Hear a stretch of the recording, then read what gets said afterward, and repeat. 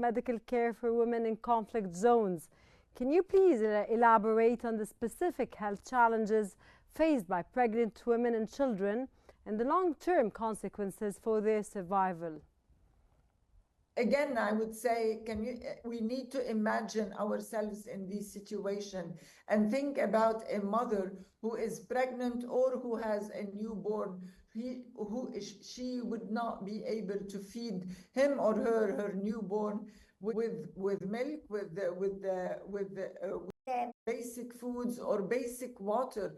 What kills me is that when I think about, the lack of water, the lack of access to drinking water and to basic food, I think about the agony and the distress that the woman can go through, because usually the woman does not think about herself, but she thinks about her kids and the well-being of her kids.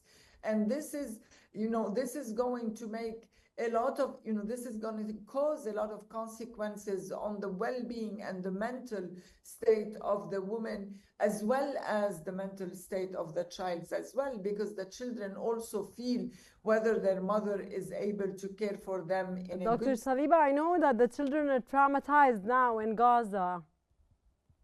That's very interesting, because we had a conversation with some doctors in Gaza, and they said that we don't want to think, the West usually think about one state, one acute state. In Gaza and in Lebanon, what we have seen is a chronic state, meaning that we have a trauma after trauma after trauma.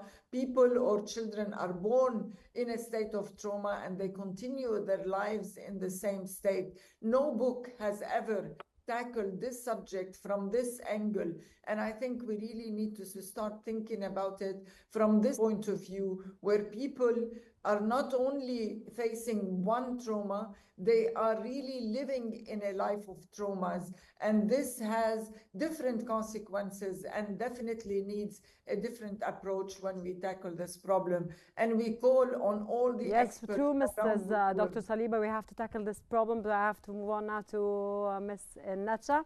How does the increasing disregard for international law and humanitarian standards raise the risk of harming the most vulnerable, like women and children? Actually, today we don't believe in the international law anymore, because it seems that the international committee and these laws are unuseful in our case as Palestinians. They're not unuseful, they're not implemented. They don't implement any kind of any kind of pressure, even putting any pressure on Israel to enter aids for people. They can't enter like medical care for those people. They just reporting. We don't want just to have these numbers as a viral thing to say that we report the situation in Gaza. We need to stop this situation in Gaza.